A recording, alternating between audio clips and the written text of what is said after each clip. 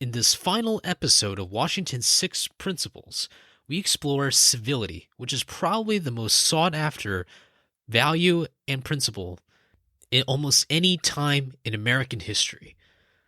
Let's explore a bit more about this concept and how we can apply it in our conversations and our politics heading into the future.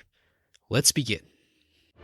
Patriotism, faith, national unity, education, fiscal responsibility, civility, the values that define America. Fascinating stories and talks from America-loving patriots dedicated to preserving freedom, opportunity, and justice. Welcome to the Friends and Fellow Citizens podcast.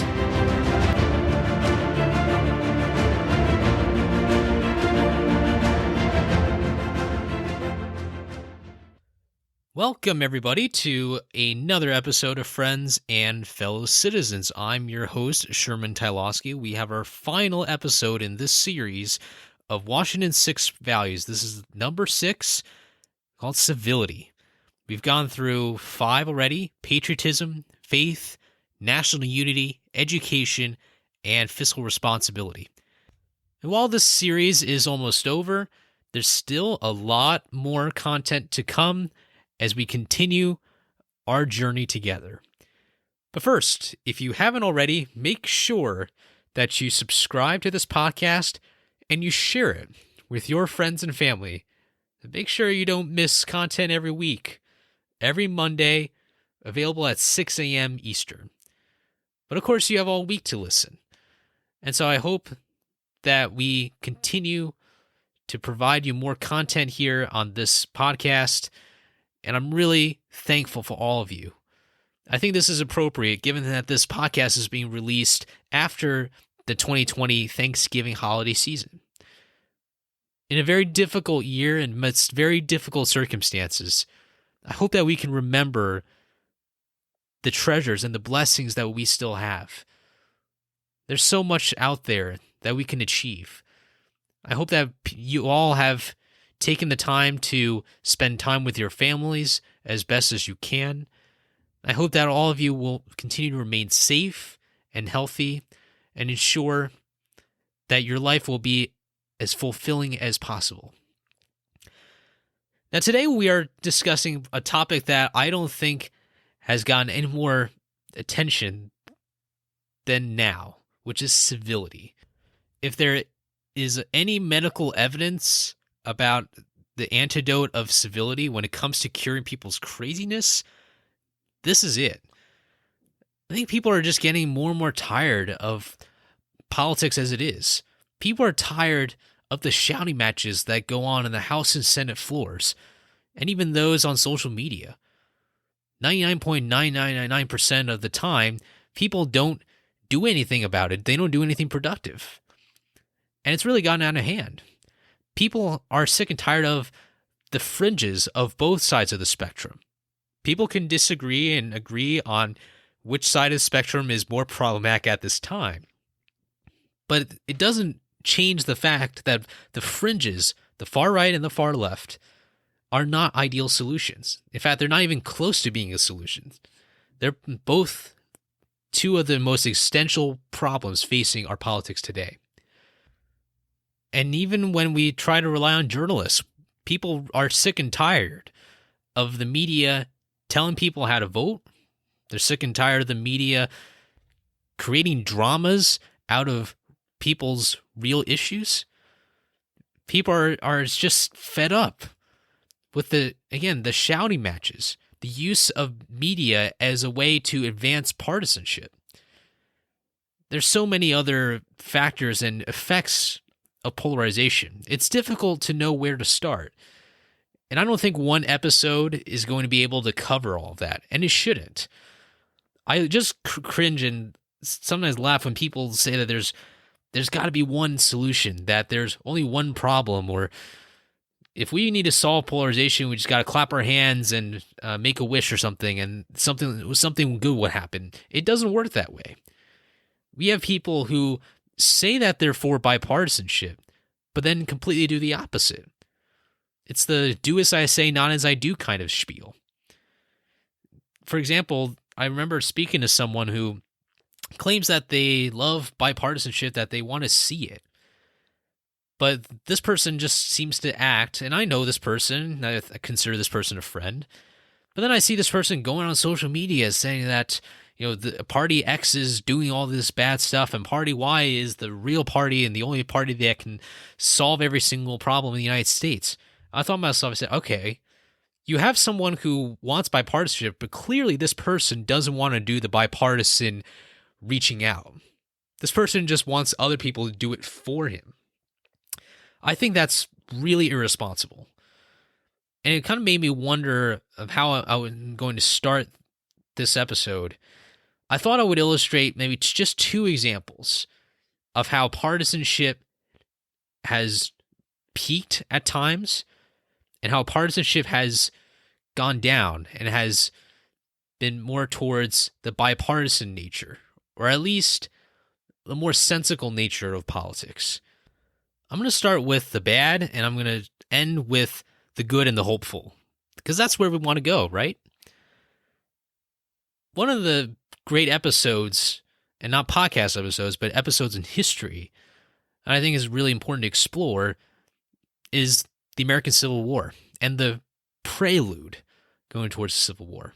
Not the conflict itself, but more of the decades and decades of division that occurred even before the founders had convened in Philadelphia for the Constitutional Convention in 1787.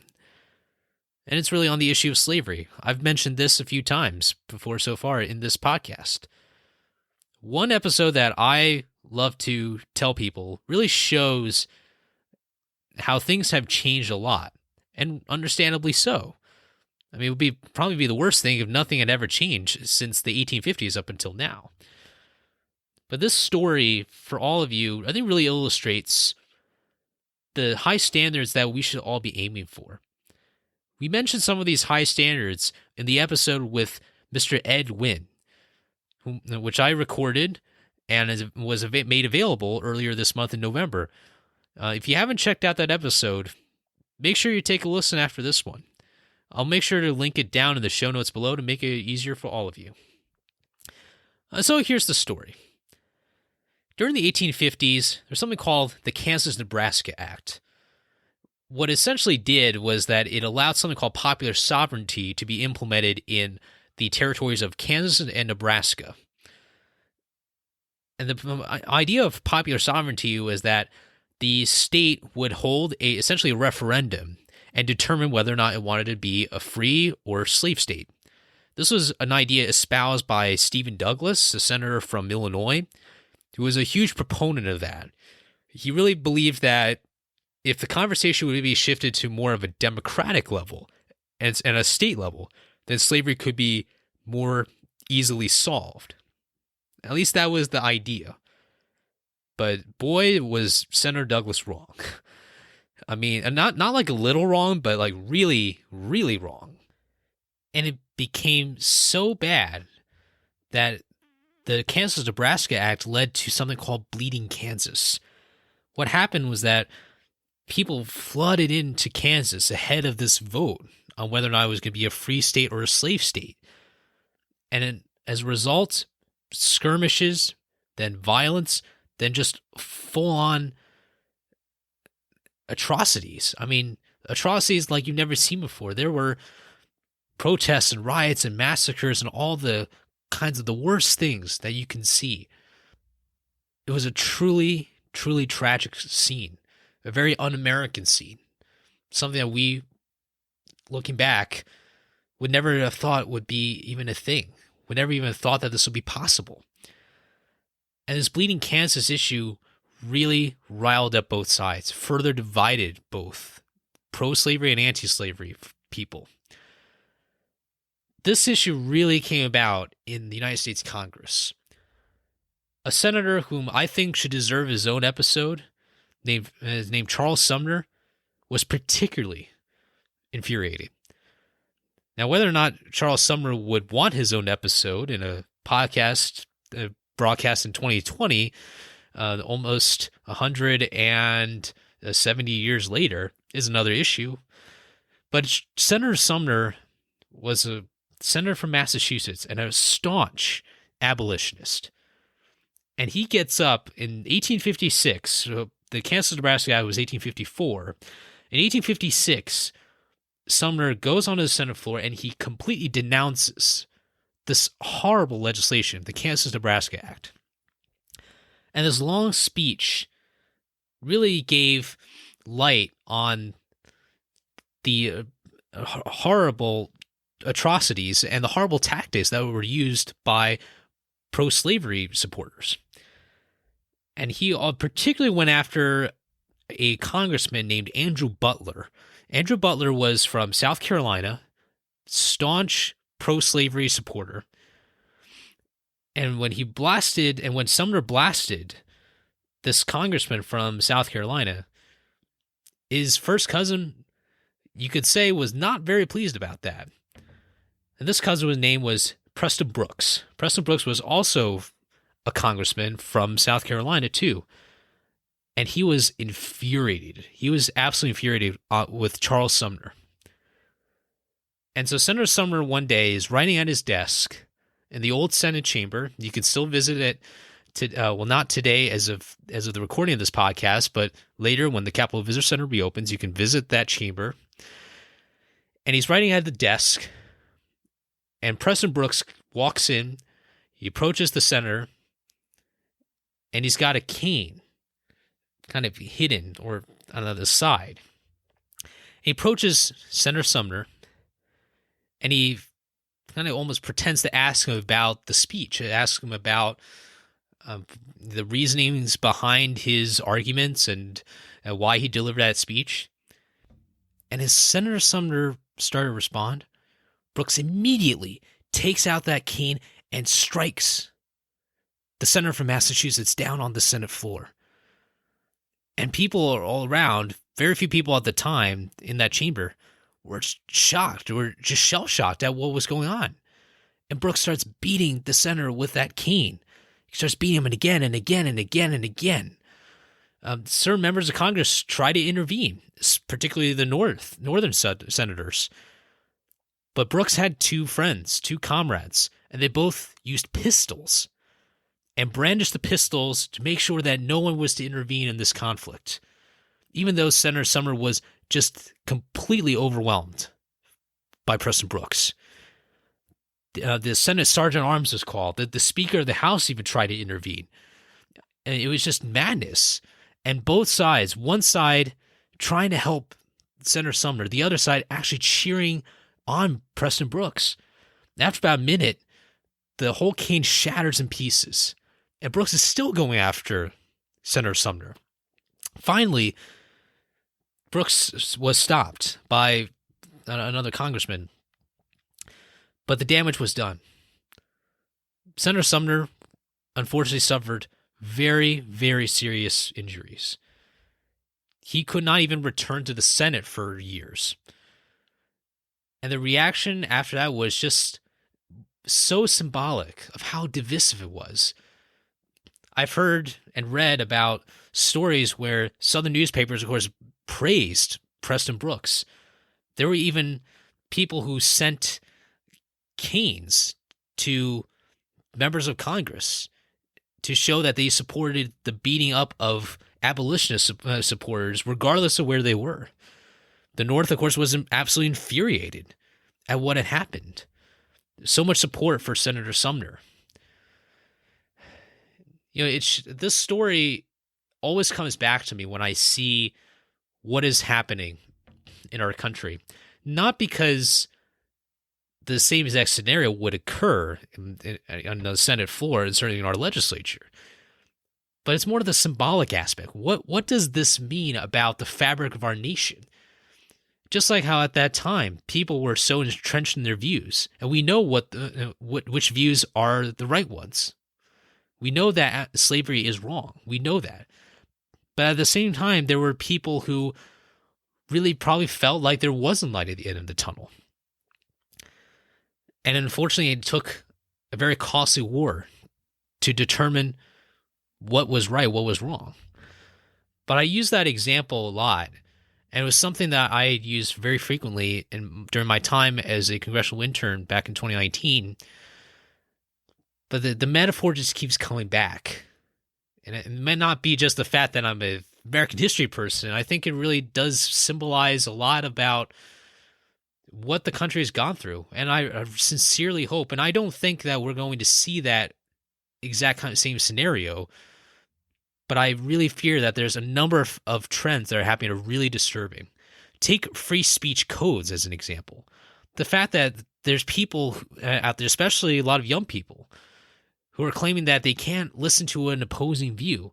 Actually, there's been studies showing that it actually makes free speech even worse in terms of the climate, in terms of divisiveness, political correctness, microaggressions, and all these kinds of things that are happening on college campuses are making the polarization even worse. There's people who are resorting to social media thinking that if they were to, quote unquote, yell at someone in the comments section that they were going to get their way. Come on. You know, there's just so much behavior out there that is contributing to this.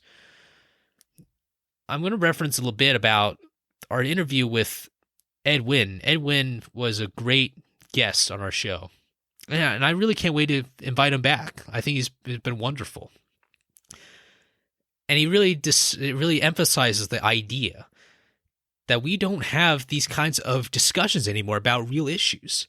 People are resorting to tribalists, resorting to the most fringe people. And everyone in the middle is stuck. We are essentially seeing an isolation of middle America. Can't happen. We are in this podcast together because we are not going to let this happen. We are not going to let a nation torn apart, whether it's on the Senate floor in 1856 or on social media or on some other virtual network. We are not going to let this happen. That's why we explore this topic every more. That's why I'm not surprised when guests and audience members bring up this idea of we need to build and create more civility. We need to have more of that. And it will not be just me or just the guests or just the audience. It's going to take so many more people. And I know we can do it. I know we can go back to a more civil society.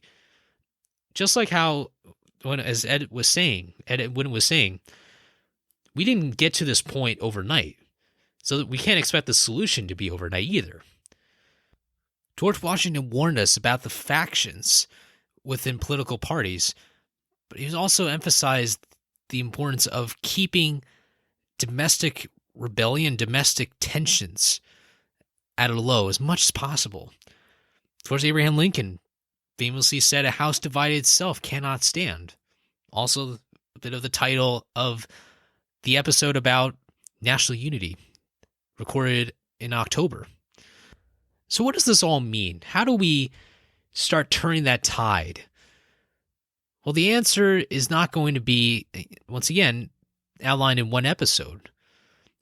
But I thought I would give a couple of guiding points that I think are going to be very valuable for our podcast. As we explore these complexities of different issues and exploring history and inviting more guests in, there's going to be a multitude of factors and issues that are coming together.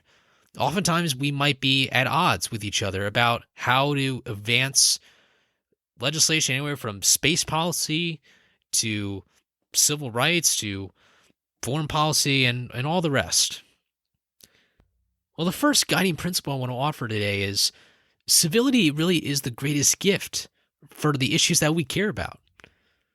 Think about the number of times you've seen someone try to explain their cause or try to show that their cause is better, but they do it in writing. They even do it with middle fingers and bad words. I mean, who in the world is going to believe these people and just say, yes, I would love to be part of that?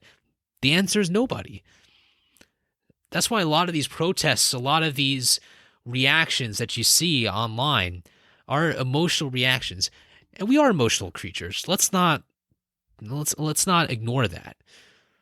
But when people are getting involved and are being encouraged to use dirty tactics to try to win people over, that's not going to work. As you know, and as I know, but maybe a number of people don't know. I think part of our education effort is to show that this is not the way to go. But civility really is this common denominator, a very strange common denominator amongst anyone with a particular set of priorities. It just seems like even if I disagreed with someone, or even if you disagreed with somebody, but that person at least showed some kind of respect and some kind of humility to show that they are not always right, that they're not always the ones with the right answers. Isn't that the most comfortable feeling that you can find with someone whom you can vehemently disagree with? This is especially true when you've never met someone. This fight or flight mentality really becomes relevant because when you want to try to influence someone, you want to portray yourself as someone who you can be on good terms with. Otherwise, people get into that flight mode and they're just going to run away. They're going to do anything they can to protect their self-importance, essentially. And this is the case for everybody, for every human being. But the big challenge we have to fight against is fear. As FDR said, we have nothing to fear but fear itself. That's still the case today, just as it was when he said it. Fear is an inherent part of being human, but it's also what drives us into our own tribalist groups, and that can be very, very dangerous. Civility, I think, it helps break down some of those fear barriers. It helps ensure that people don't have to be afraid anymore. That if one has a different perspective, that perspective can be part of the marketplace of ideas in a free society. The First Amendment, I really think, is sacred, not because it's the first item, the First Amendment in the Bill of Rights, and really largely in the Constitution. It doesn't just exist for when it was adopted, back in the 1780s. This is timeless. This is why I think people have particular arguments about the existence and the longevity of rights, that you don't give up rights just because it's 2020, or you don't give up rights regardless of the circumstances. I think there are really great arguments on that, but more on that another time. I really want to emphasize this idea that civility really is what keeps these rights timeless. If we don't allow civility to be a medium for the communication of ideas, if we allow authoritarian voices to strike down essentially the minority, we are talking about protecting minority rights, not just the rights of the majority. So let us not forget, civility really is a great gift for the causes that we believe in. I wouldn't mind having a conversation with someone on the other side of the spectrum if they can do so with civility. Now, people might argue, well, you're inviting people on the far right and the far left. Well, the thing is that with the far right and the far left, neither side wants any civility. So it's really almost unexpected when you see someone from the fringes try to have conversation, because 99.9% of the time they're not going to do it.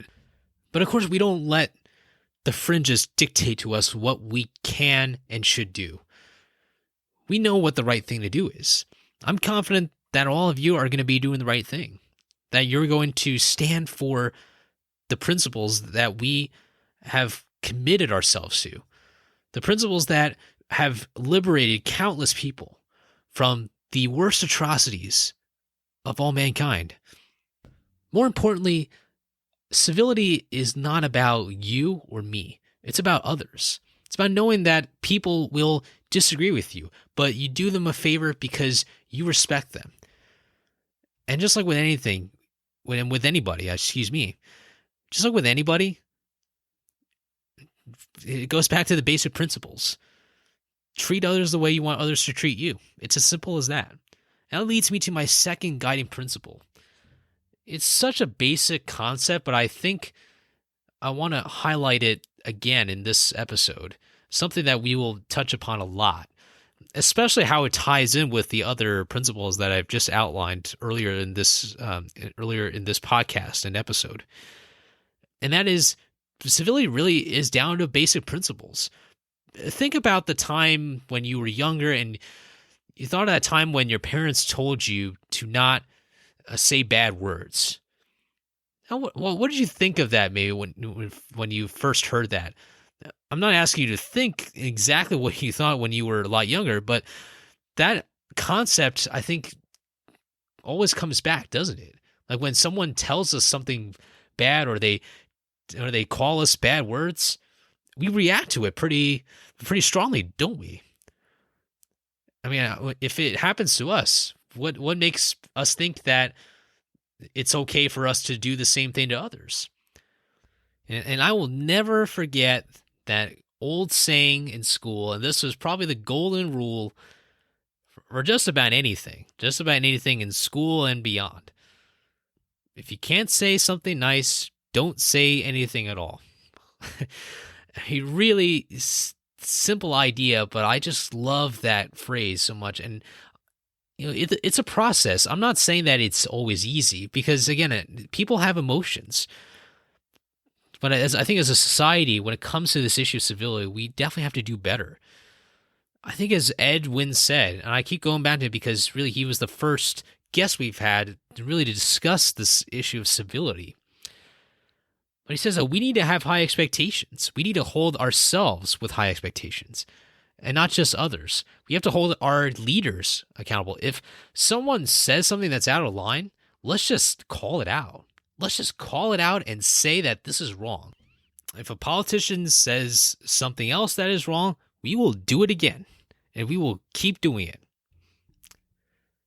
It's not about going after every little word, but if we just do a little bit collectively, that can make a huge difference. That can even be the difference between those who break conventions and those who preserve the conventions of civility.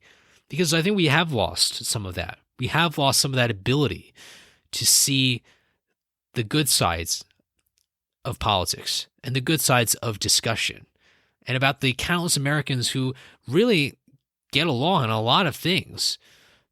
But because of the medium and because of the technology and the media that we're dealing with, these can be particular obstacles. And perhaps a bit like how when you look at a refraction, when you look, if you put, say, a pencil in a glass of water, you can see how it kind of looks like the pencil is bent, but it's really because of the light and the refraction that occurs within the water surface. It can look like that. We might be able to perceive things that seem warped, that seem like things are a lot worse than they are. But it might not be the case. And I really hope that we'll work together to make our politics and our fora for conversation better, because the American people deserve it. I really think so. I really think that we deserve better. And when we deserve better, we should ask for it. The saying goes, if you want something, go get it. If we want civility, we're going to go get it. If we want peace in our land, we will go for it. I think within the nature of human beings, there are elements of civility, and we need to just harness them. But it will take time, and it will take a lot of effort. But I know we can do it. I know we can make our country better by doing the little things that count, and they will add up. A couple of quick stories to wrap up our episode and series. Back when I was in college, I knew of a guy in my liberal arts class whom I knew would have many policy disagreements with me. There's no question about it. We were almost literally opposites on the political spectrum in many different ways. Not in all ways, but in many ways we were. I decided to do something different, and so did he. We wanted to go to a coffee place and just sit down and just talk. That's all we did. With a little caffeine, of course. A little caffeine would not hurt. May have had a croissant. Don't have the receipt, so I can't verify that. But anyway, it was a very, very subtle event. As we sat down, we were talking. We were talking about our lives and our paths forward, where we wanted to go, and we got into some of the issues that we cared about, and we just fundamentally realized that we wanted the same things, and we didn't both just want iced coffee. We both realized that we wanted a country of civil liberties, a country with a great economy, and with prosperity, with people earning whatever they got because of their hard work. It's a very simple concept, but it was so unique to see how something so powerful like a connection could be built with simple tools.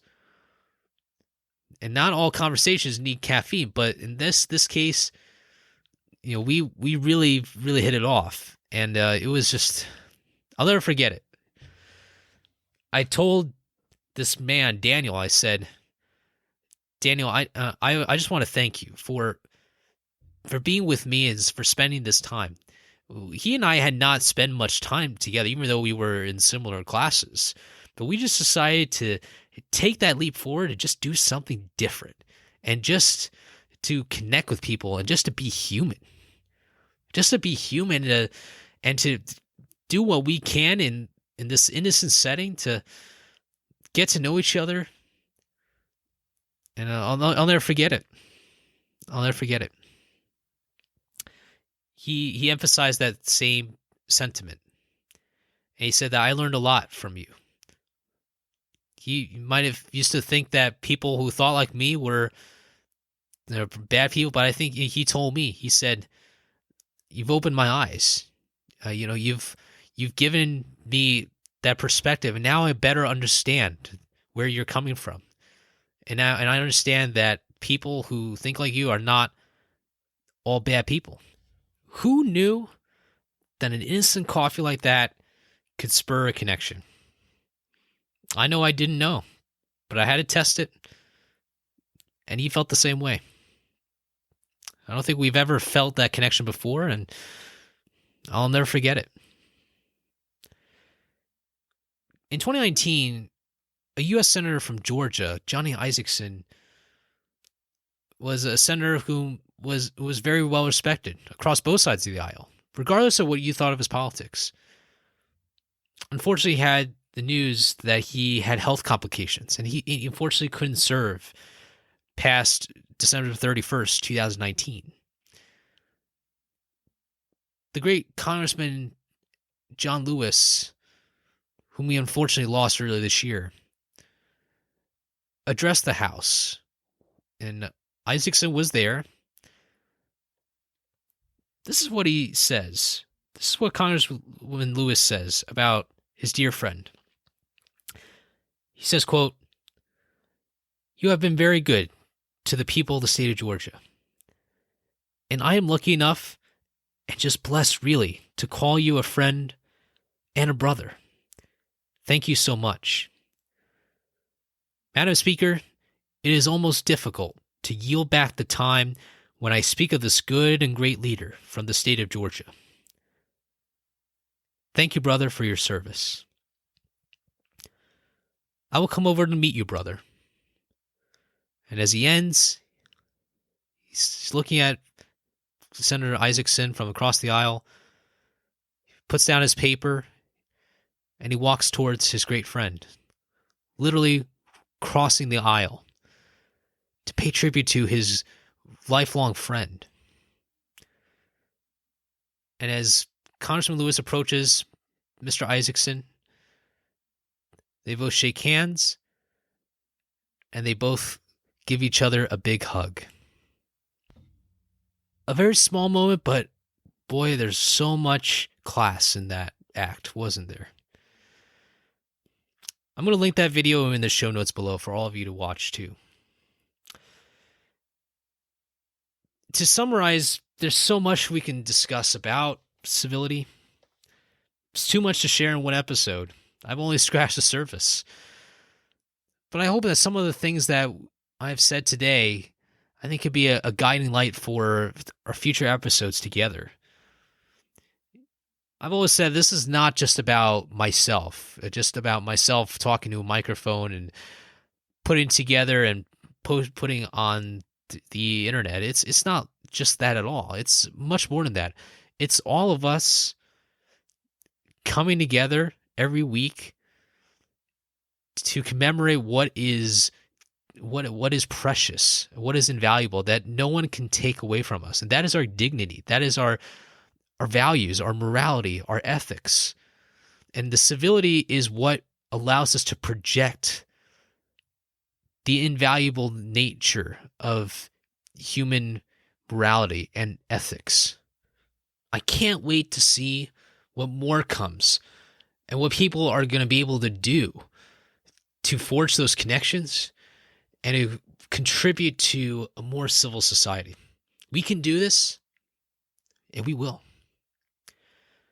And with that, that concludes our series, but it's also the beginning of numerous episodes that are going to cover all kinds of topics. And I want to thank you so much for listening to this episode. I hope you enjoyed it. Again, make sure you subscribe so that you don't miss the episode that comes out every Monday. Until next week, take care, keep safe, have a great rest of your day and rest of your week. We'll pick it up again next time. So long, everybody.